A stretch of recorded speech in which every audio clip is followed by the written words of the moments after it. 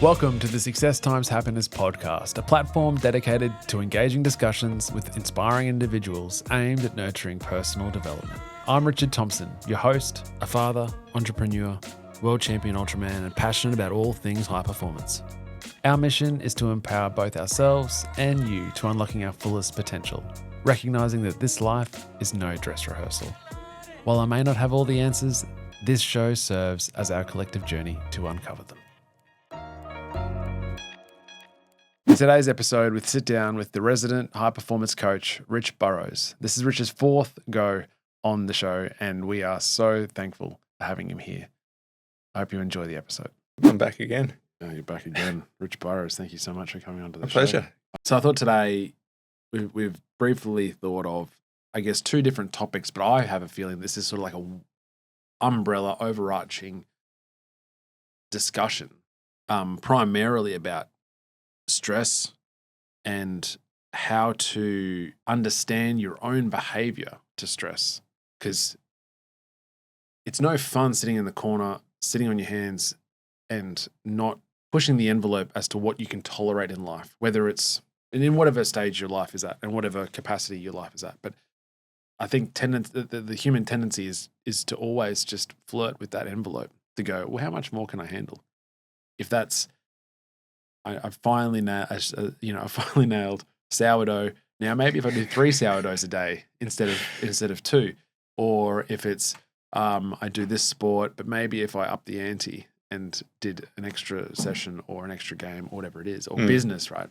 But everyone seems to be, the natural instinct is, maybe that's because I'm wired that way, but A-type personalities. And so therefore stress is inevitable.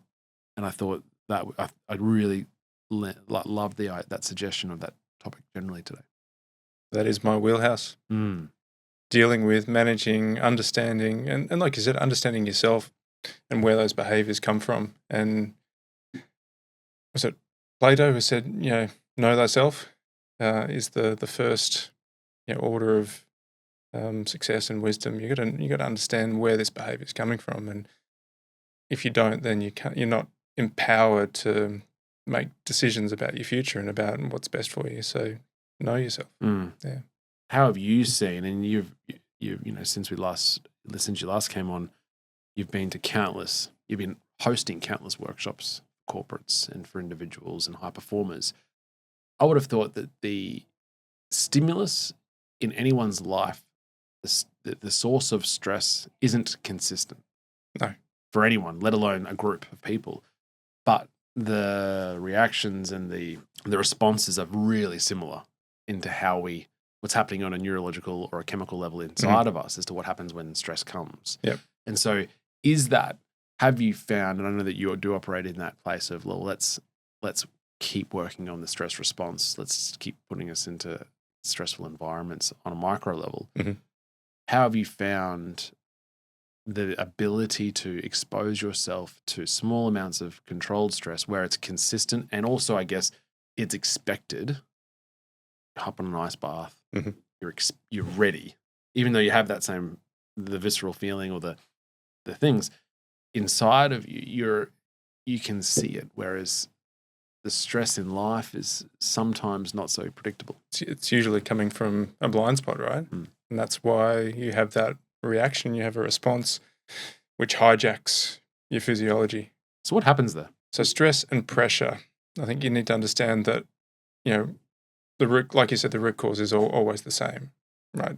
Regardless of how it shows up in your life, pressure is created by 3 things: expectations, scrutiny, and consequences. So if you have high expectations of yourself, or they're externally imposed by work colleagues or family, that creates one level of pressure or stress. Scrutiny, anyone can perform well when no one's watching. You can sink the 6-foot putt when all the cameras aren't on and the crowd isn't hovering over the side of the green. So there's people watching. That raises the stakes even higher. And then there's got to be some consequences. So when you have the expectation, the scrutiny, and the consequences, that is going to create a a physiological response. You've got a mind-body system which is wired to detect threat and to keep you alive and to mobilize the systems within your body which are going to get you out of that. And that's a evolutionary trait, right? Yeah. So your sympathetic nervous system, the fight or flight system is going to, elevate your heart rate, elevate your blood pressure, shift blood to working muscles, elevate your blood glucose, all these things which are getting you into the mode to, either fight for your life or run away. So that's an adaptive response. But the issue, and particularly with modern living, is the stress response is designed to be an acute response, not a chronic response. Talk to me about that. Well, the difference. So a chronic response is something which is ongoing and just below the level. Acute happens fast. The threat passes. We return to homeostasis. We return to a balanced level, and everything's good again. But is that because in today's environment where it's so relatively to our ancestors, it's so comfortable, and so we don't often condition ourselves to that chronic level, and it's like, well, if something is so, as you say, it comes from such a blind spot, has our immediate response to stress changed over time because we're less likely to experience it on a consistent level throughout the days? Well, I think the conditions of existence have changed. Right. Yeah. However many thousand years ago, you didn't get an email pinging with 10 o'clock. Potentially disastrous financial information. There's not an existential threat to your life from that, but the consequences you've created in your mind by being able to project into the future about what that means for you and your family, that's stressful. Do you think that level of stress would be differently handled if there were wild tigers out the front of our house as well? Yeah, possibly. It's all relative, I guess, right? Yeah. And to circle back to your point about the comfort of modern living and not being exposed to those stresses, you almost kind of decondition the system. What doesn't kill us makes us stronger. So you develop this adaptive relationship with stress rather than a maladaptive one where you resort to behaviors which are not self-serving. You need to self-regulate with drugs or alcohol or and we've talked about all these things in past episodes, but if you become accustomed to being able to self-regulate or co-regulate with another, a partner who can share their calm with you, and that's what we do with kids, right? Until they develop that capacity for self-regulation, you need to be the one who doesn't try to fix their situation, but comes in and goes, I understand that was upsetting for you.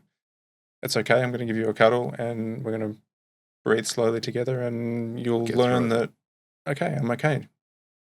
Yeah.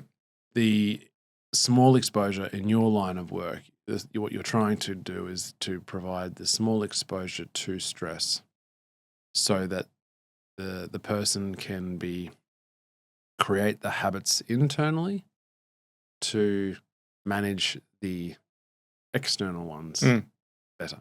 When they show up, because they'll always show up. And like we said, they will catch you by surprise. And if you haven't conditioned yourself to feeling just that little bit of stress or that little bit of foreboding or that little bit of dread through whatever means you choose, whether it's working hard in the gym, wondering whether you're going to make it to the end of your F45 class without your heart pounding out of your chest, or whether it's going into cold exposure, whether it's going into breath holding, whether it's anything which can make you feel a bit uncomfortable. And it might be taking on that little challenge at work, going and presenting in front of your team, or throwing one of your colleagues into a situation where there's no real consequences for the business, but for them it's a step up, it's a challenge, and they learn to process that and come out the other side just that little bit stronger, so that when it's their turn and it comes out of the blue, they go, oh, I've got something to draw on here. I know what this feels like. Yes, it's a little bit uncomfortable, but I think I can rise to the challenge. Yeah, I always go back to my team. Like you go, we want to achieve something unique or exceptional. By virtue of that, you've got to be the exception. And then if you think that the norm is looking at discomfort or challenge or sacrifice, that sort of in that sort of corner of adjectives as a negative, that's what the norm position is, that any discomfort is no good. We're trying to create a life of comfort. This whole, to a certain degree, and I fell into a trap of trying to find as comfortable of a lifestyle as possible in terms of finance or like the bare minimum. And it's like, well, actually, there's so much value in the discomfort. And if you can lean into that and accept that and embrace that, and I guess that's a lot attributed to the work that you and I have done to be able to go, so much value. So then if you can turn your mindset to go, actually, I'm looking for it. Yeah. I'm looking for this discomfort. If I'm feeling uncomfortable, that's a positive. This is a good sign. I'm on the right track. Because by virtue of being the exception, you have to go down that path. Mm. There's no other way. Yeah. You look at the people who have, inverted commas, been successful, or where you're wanting to go in life. The people who are ahead of you have been successful because they've endured, right? And that's where I guess where I was able to, I loved the endurance sport, because by virtue of that is suffering. Yeah. But I think there's a fine line between, that needless masochistic kind of suffering, which can be a tool or a behavior which actually prevents you from looking at the thing you need to look at. And I think a lot of people... What do you mean? I think a lot of people feel like the harder they work or the more they suffer, they're actually progressing towards something. Mm. But it may not be the case. They may just be avoiding the thing that they actually need to deal with. Sure. So, if the ultra endurance athlete continues, yes, I guess it's the year in, year out to chase the dragon, what are they? Is there actual benefit to that? Or have they already learned the lesson they needed to learn? Which I think you probably did in your sport. I guess it's the understanding the right type of discomfort. Yes. Yeah. That just because it's uncomfortable doesn't mean you're on the right path. Yeah. But I do think going to achieve something unique, or at least exceptional, you've got to have this view that challenge, discomfort, it's a positive thing. Yeah. Very difficult. And I've toyed with this idea, Buzz, about like when you're in high stress environment, for it to truly have the impact of whatever doesn't kill you makes you stronger. I think you've got to believe that it is an existential crisis. It is a really like unfavorable place to be. I don't know how beneficial or how deep in the well you are actually if you are still saying, this is great. This is good. Yeah. This is, or that there's an escape valve. I can always just, step off stage and there won't be any consequences. Yeah. There needs to be the consequences. Yeah. If you screw up, you're going to suffer some kind of loss. Yeah. I think you can say, I'm sure there's lessons in this, but you really got to feel like you're at the bottom of the well, or that in relative terms of this level of input or that level of stress. But I don't think this is what you're trying to achieve with the work that you're doing, to go, well, I can handle anything. That email comes putting my whole family in financial crisis because it's something out of the blue, and you're like, it'll be good, I'm sure. Like, I'll just breathe my way out of it, right? Yeah. It'll be fine. I'm sure I'll connect the dots in the future and go, that was, and happy-go-lucky. I think you've really got to have that. All right, now it's time for me to... It's a real flight and fight. Yeah, I'm going to step up. That feeling has to be true. And I'm going to step up and bring the best version of myself, but not be so overwhelmed that I can't make good decisions and solve problems and execute on my skills, which is the definition of performance. Right. And so you get to this point, and certainly the discussions that we've had with this team is that like you go, okay, well, if we accept that discomfort and challenge and stress is going to occur, then let's, as you say, let's have a blueprint. Let's have a series of behaviors and the habits of how we manage this feeling. Mhm. And we can look at it as positive or neutral, not negative. But more importantly, how do we go about our lives so that we can make really effective decisions? And your view in terms of just micro exposure, or how is the best way can a human manage that? I think it needs to be obviously something you give conscious design to, not just, right, when it shows up, Should be right. I'll see how I go. So having some kind of structure in place, and whether that's, working with a coach or, joining a cohort or a class where you routinely practice these things. And I think we need to recognize the cyclical nature of life. And what I mean by that is everything happens in waves. Energy and light appears as a wave. There's oscillation. The universe is expanding and contracting. We are exhaling and inhaling. Everything is a microcosm of everything in the universe. So you need to align yourself with those kind of universal principles, which means that you need to take on stress, but then give yourself adequate time to recover. You cannot be operating, and this is the difference between what I see in the executives I work with and high-level professional athletes. Professional athletes will have a season, they'll prepare, they'll perform, then they'll have recovery. They don't keep going week in, week out at the same level, but people in business think that that's something that is possible. Well, they wear it as a badge of honor, the hustle culture or the suffer culture. I can just keep operating at this level. Well, you can until you can't, right? Your health will give, your motivation will give, your mental capacity to perform will eventually top out.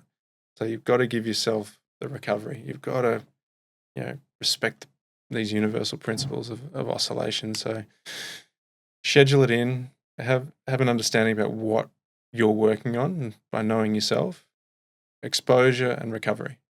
Simple as that.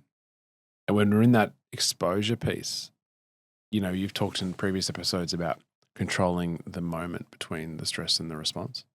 Where is that? How does that play into getting high performance out of humans? What can we do to be able to control that better? It comes back to feeling, I think. And I think because of the way society has progressed, we've never been more disconnected from ourselves. So we rely on the wearables to tell us how our sleep is or our body battery is. Well, can you actually feel that yourself? Can you tell the difference? What can you use to tell the difference? Can you actually take your own pulse rate? Can you even give a subjective score, 1 out of 5? What was last night's sleep like? Do you actually know what that feels like? So with the disconnection, it makes it so much harder to therefore interpret the stress signals. We don't even know what's going on below the hood. And we might be operating at that red line for weeks and weeks and not really know that that's dangerous. So using your ability to, we call this interoceptive awareness. So your understanding of what your physiology is telling you. And once you develop that awareness, so some people they don't even know when they've got, chronic pain or injuries because they've just lost that sense of connection to their own physiology. Self-assessment. Yeah. So if you make that really central to your approach to your own health, well-being, performance, is learning to interpret yourself. That's the first step. And then when you do add the stresses, you're in a much better position to gauge, what did that do to my internals, to my thought pattern? What happened when I got into that ice bath and all of a sudden I was focused on the pain in my fingers, or my thoughts, my attention started racing around all over the place. How can I get better at that? What's something I can focus on to actually stay, like we said, in the present moment, build that space between stimulus and response? Because when you lose control and the attention starts going everywhere, that's when you're reactive. Yeah, right. Reading a book at the moment called The Untethered Soul, and it's it talks about how like your thoughts are not you. There's two selves. Yeah, essentially. Let's So this book simplify. This. There are two selves. What you experience and the self that's viewing that experience, and it's I guess it's that piece of I think breaking that down, understanding that allows you to be more self-reflective, or at least more self-assess. Your ability to self-assess it comes higher, and to say, all right, well, how did that experience make me feel? And just that moment of being able to say that or be comfortable enough to be able to go, I have a moment to assess this before responding. I think that's a lot of power there. I think a really good way to understand that paradigm you're trying to explain is if you've ever played golf or tennis, typically there's a conversation going on. I should have, you need to move your feet, or you need to follow through. But there's actually a conversation going on, and like there's two selves, and one of them is giving the instructions and the other one is trying to execute. Yeah.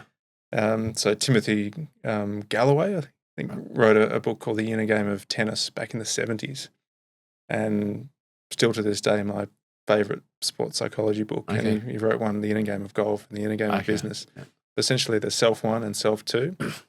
And when we put too much, or we give too much weight to self one, the one who's giving the instructions and commentating and is this observer, we gum up the works for self two, who's got all the innate ability and talent to actually do what they can do. Right.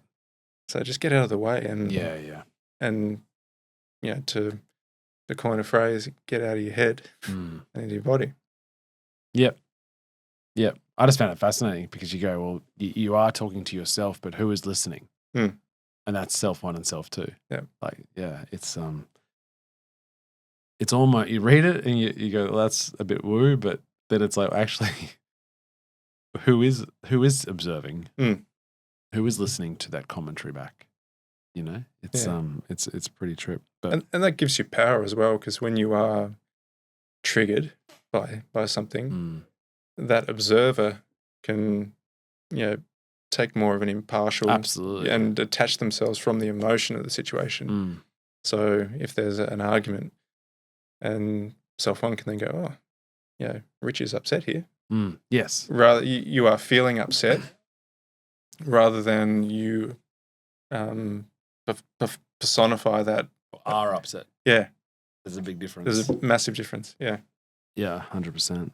In line with this topic is this idea that when we don't have control of a situation and we're trying to fix, and this happens to everyone in all sorts of life, in all aspects of life, but you're trying to fix something that's not in your direct control, and the stress or the trauma or the challenge that will bring, and how to manage that, particularly, as you say, for A-type personalities, that can be really frustrating.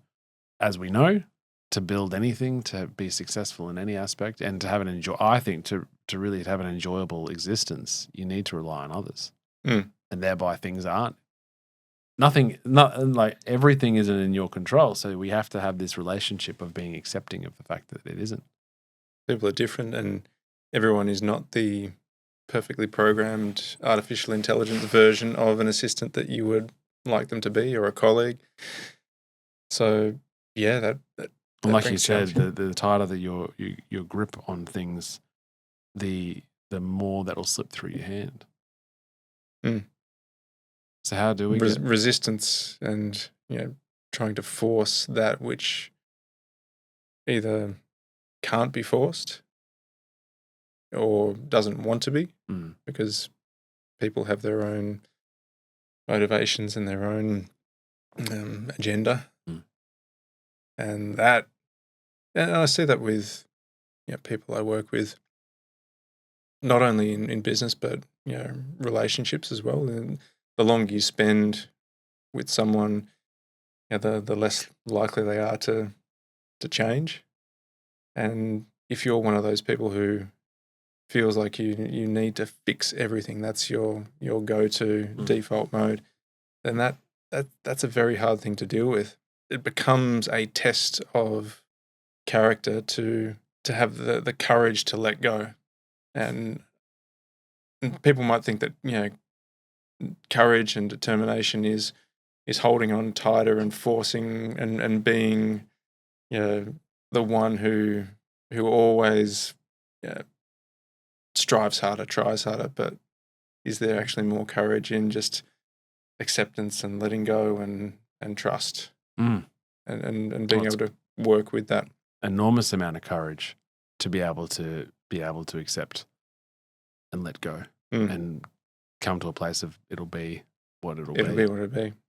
If you are going to force something, the inevitable will occur, or the result is always going to be not as genuine or not as successful or not as opportunistic than if you just let it be. Yeah.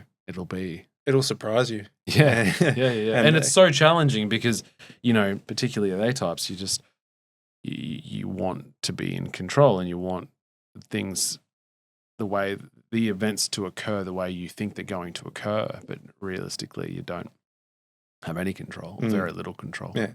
And your perception of like the information that we can process and understand and plan in accordance with is just a fraction of this broader spectrum of possibility and, like I said, serendipity and opportunity that is waiting for you. So if you try and focus in on, this is my solution, this is what I want to happen, you are, knocking out 95% of the incredible things that life might throw up at you. So my mind goes in like it spirals in a positive way, I guess, when thinking about this, because it's like listening to a lot of Alan Watts' work. He talks about how like the world's ecosystems have been going on for thousands of years. Just it'll be what it'll be, I guess, in the sense of the circle of life and the ebbs and flows of different animal species and the environment itself. And then we come along and we think, each of us think we're the center of the universe and now that we are the one to control this, and this, whereas we are the fraction of the most smallest number relative to the whole ecosystem of the world. And we have no control. And not only the world, the universe. Yeah, right. Sure. Exactly. Fractal of a fractal. Yeah. And then of this time, not the fact that it's, 8-something billion years of time that has progressed since we up until now. So to be able to broaden that view of the entire universe, as you say, and to go, actually, we really do not have control of anything other than ourselves. And that comes back to our original discussion about being able to manage stress, because that's up to us. Yeah. Yeah. And the control piece.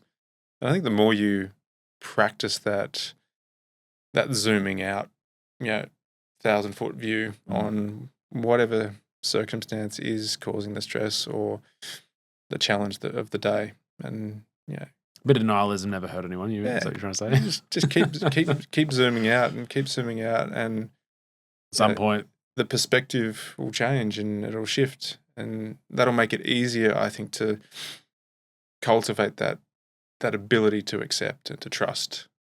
But it's not easy. Trust the universe, you mean? Well, trust that whatever is going to happen, as long as you take inspired action at the right time. Yeah. Can't just sit in the corner. It's going to be awesome. Yeah, I'm just waiting for it. No, you've got to, seize it's there to be taken. Seize the opportunity when it presents, but you don't know what that opportunity might look like. Trust that when it shows up, you'll know it. Yeah, and particularly, like you said, I think like you won't know that opportunity if you're too busy trying to force something over here Yes. when all this opportunity is flowing to you naturally over the other side. So I find it so fascinating, and I think it dovetails with the stress response and managing that, because ordinarily, well, I don't know, maybe the majority of stress that comes to us is a reaction to things that aren't necessarily in our control. Yeah. Because I don't know who said it, or whether it's a proverb, but it's the give me strength to change the things that I cannot change, to let go of the things that I can't, and the wisdom to know the difference. Yeah. That's essentially that, right? To be able to say, okay, what can I do? Yeah. And I think those are lessons which are buried in all of our spiritual traditions, which, particularly in the West, we are gradually getting away from because of, the tribalism of religion, or the corruption of these institutions of the church. But there's so much great wisdom in those kind of teachings that we are forgetting with our scientific, mechanistic view of the world, and being the masters of this environment that we know everything. The biggest one that I struggle with, and I'm working so hard at the last couple of years on, is to take agency of my own emotions and responsibility. Mm-hmm. So not to be able to say to someone, you've frustrated me, or you've made me angry. Because it's like, no, you can't allow that to occur. You've made you are in control. There's stimulus out there, but you're the one that's made yourself angry in response to that stimulus. Yeah. That stimulus hasn't caused you to be angry. You've allowed that to occur. So, which is not easy. Yeah, and the goal is not to feel happy all the time. I know it's the title of the podcast, but I agree. Yeah, emotions are designed to put you in motion. They're designed to be short-lived and not to get stuck in your story of anger or your story of sadness. Right, this emotion's shown up for a reason. Use it. It is what it is. It is what it is. Use it. Use it to change your reality. It's a motivating force. Puts you in motion. And all those emotions are super normal in life's existence. But the modern 21st century approach is to consider any negative emotion as a pathology that needs to be medicated or needs to be treated. It's a deep rabbit hole I'm opening. But I think to your point, it's to say the emotion is information. Yeah. For you to act on. To say, well, what has caused me this happiness, or what has caused me this stress, or what has caused me this anxiety, to go, okay, what can I use? How can I use that information to go forward? You're sounding like Nassim Taleb there. Any disruption or disorder is just information for you to use. And I'll share my current book at the moment is Anti-Fragility. Or Anti-Fragile, sorry. Right. It's all about systems and organisms which gain from disorder and disruption. Okay. So things which are fragile are easily broken or easily harmed by that disruption or that disorder. And the opposite of fragile isn't robust or strong or resilient. Because those things, they can withstand the shocks, but they carry on at the status quo. The opposite is the anti-fragile, things which actually, and I think you made the point earlier, you look for that stress or you look for that disruption and you leverage that to make yourself or your business stronger. Rather than just trying to stay safe and avoid disruption. Well, it comes back, my blueprint is athletics, and so you go, well, the only way a muscle gets stronger is by breaking it. Literally the only way. The body will go, that needs to be repaired so we can be stronger for that stress to happen again in the future. And so every relationships are exactly the same. You need the strength. You need to strengthen that relationship. You can't just go and by putting it to the test again and again. Micro tears, not all the time, but certainly and then you become and what I've found with my own body is that and then obviously the peer-reviewed evidence about endurance sport and ultra-endurance sport, that your body becomes efficient at repair, much more efficient at repair by virtue of the continual exposure to it than going and doing 10 squats in the gym for the first time in 3 years. It rips you. We might have the same level of tear, micro tear of the muscle, but I've been doing it for 3 or 4 years. And so my body becomes extremely efficient at repairing that muscle versus someone who's just exposed to it. So I might do it. I'll be ready to go in 5 hours time, and they're sitting on the bench for 2 weeks. You know, and so that has to be the same analogy with managing stress and with relationships, with business, with everything. Or anything related to mindset, right? But the mindset piece is really interesting, Buzz, because we look at training as that's what's happening, right? I'm putting myself into the stimulus so I can get better, right? But we don't look at, so I'm sacrificing my own current muscle state to break, to improve, so I can perform. But we don't look at that same, like outside of athletics, you don't necessarily look at breakdown, repair to perform in the same light. You don't think, all right, we're mates, but we're having a difficult time with our friendship because something happened. But instead of going, this is what we want. Yeah. Because this is going to allow us to repair faster in the future. This is new information that our system is going to build into its blueprint, and so that next time we have this, we're more efficient at repairing to perform. Yeah. But we just see it just seems to be outside of sport that it's like, this is bad. This is negative. To be avoided. Yeah. Absolutely. And then to the point where then you do go to the gym, figuratively speaking, in our friendship, and you're out forever because you're like, we don't have this. I can't do this. Yeah. We don't have this blueprint. We don't have this habit forming of dealing with the stress.